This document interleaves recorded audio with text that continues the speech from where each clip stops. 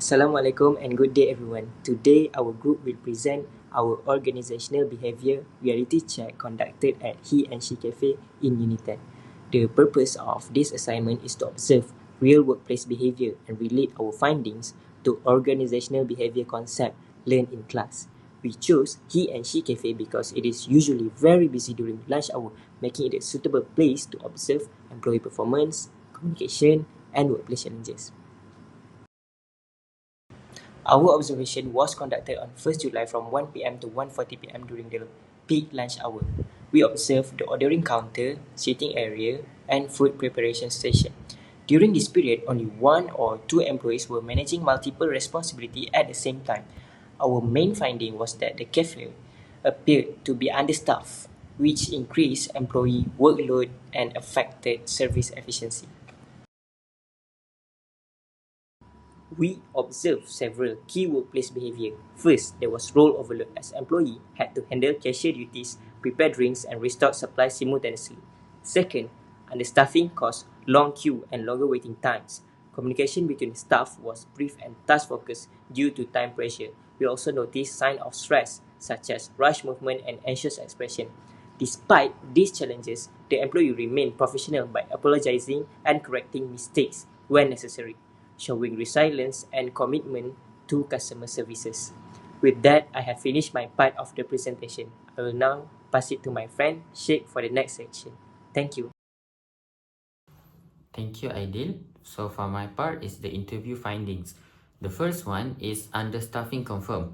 This is because previously they have 3 workers working at the same shift, but now it reduced to 2%. And then the next part is the stress level. For the stress level, the staff confirmed that they have significant stress level during peak hours or lunch hours. So that's the time they're mostly stress, and the others are mostly average level. The third part is the role multitasking. Their role are consistently changing because they need to restock and be at the cashier at the same time. So this caused them to make 2 jobs at the same time. And then they are aware with this but still committed to do this because we interviewed the staff that started their journey from January 1st up until now. So they confirm that they aware that this situation have occurred but still resilient to do it. For the next part is the analysis on Mars model. We focus on these two, which is role perceptions and also situational factor. For the role perceptions, we confirm that they have a multiple role that they need to do consistently, such as restocking and also service to the customer at the cashier and also sometimes delivered to the customer. The next part is situational factor. This situational factor occurs when they are understaffing the staff over there at he and she, because previously they have 3% but now reduced to 2 to 1%, sometimes even 1% only at the counter. Then that makes the situation and makes the impact on the operational side on he and she reduce to a slower delivery to the customer. Next, I will pass to our friend Iwan. Okay, next I will explain about stress management. Based on our analysis, the workload stresses come from excessive job demands due to understaffing and continuous multitasking without relief intervals. We also observed the signs of stress such as accelerated work pace, rush verbal communication, and brief composure loss after customer complaints. If this continues, it may result in employee fatigue, burnout, increased turnover risk, and a gradual decline in service quality. Overall, the stress comes from structural shortcomings, not individual employee weaknesses. Moving on to job satisfaction and employee engagement. The workload and role complexity reduce overall staff morale and sense of fulfillment, which affect the job satisfaction. However, despite the pressure, the staff remain polite, professional, and committed to serving customers, showing strong employee engagement. Their dedication helps compensate for organizational shortcomings, but this is not sustainable in the long term. Without structural support, the risk of burnout and turnover will continue to increase. So that's all from me. And next, I will pass to the next person to explain more. Hello everyone, I hope you are doing good. I'm Tuyashri Kajendan and I'll be presenting the final three sections of our organizational behavior analysis, which are the recommendations, reflections, and conclusion. Based on our observation, we have few recommendations for he and she cafe.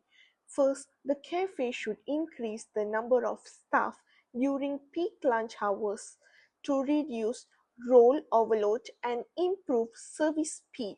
Second, job roles should be clearly assigned so each employee has specific responsibility such as cashiering, food and drink preparation or restocking. Next, management should provide short recovery breaks after stressful customer interactions to support employee well-being. Lastly, better communication through brief post-shift discussion and improved scheduling can help the team work more efficiently.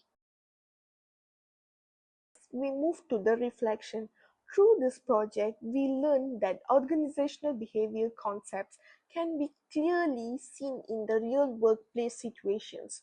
We observed that understaffing affects not only employee performance but also customer satisfaction. We also realized that teamwork and communication are essential, especially during busy periods.